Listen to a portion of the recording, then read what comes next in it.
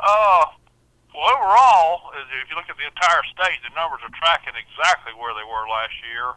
But there are a couple areas where we think we are seeing a hemorrhagic disease impact. One of them in your area would be Patrick County.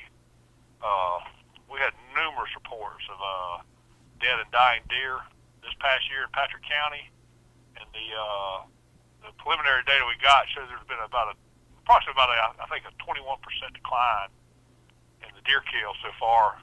Comparing apples to apples. We were really worried about this because of the deer that were found around the Henry County, Patrick County area, and we also had a fairly late frost to help kill those flies. Do you think that just having a warmer than usual fall was part of the problem?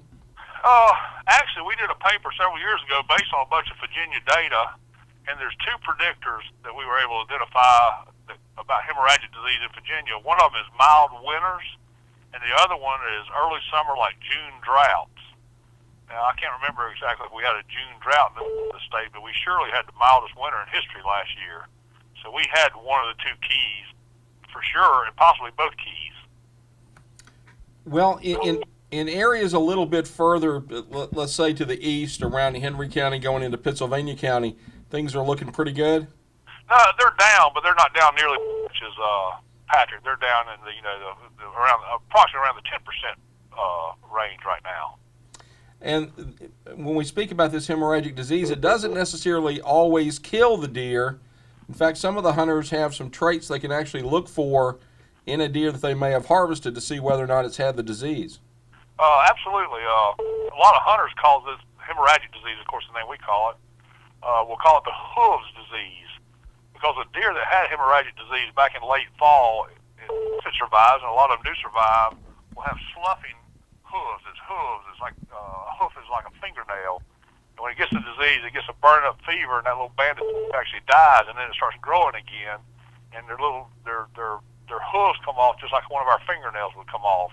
And so if your hunter sees a deer with that during deer on 2 or more feet, that's a deer that had hemorrhagic disease back during the late fall, or back during the fall, not late fall. And we've had sort of a cold start to the fall, but then we've really warmed up. Is that going to be affecting how the deer are going to be moving going into the last couple weeks? Oh, absolutely. We had a beautiful November. There was a lot of cold, frosty mornings, good deer hunting weather. But here, of course, right now it's unseasonably warm, and unseasonably warm weather obviously affects deer movements because they're wearing a fur coat, their winter fur coat, and it'll keep them warm in the coldest of cold weather. Surely in warm weather they restrict their movements so they don't become overheated. And we've also had a couple of storms that have rolled through that have knocked a lot of the leaves down. That's got to be helping the hunters as well. Yeah, overall, like I say, overall the deer hunting season in the state of Virginia is just tracking along exactly like it did last year, and we have consistently over the last decade killed about 220 to 230,000 deer across the state, and that number, we're going to be in that ballpark again this year. What we are going to see is county by county patchworks effect that we're going to attribute to hemorrhagic disease probably.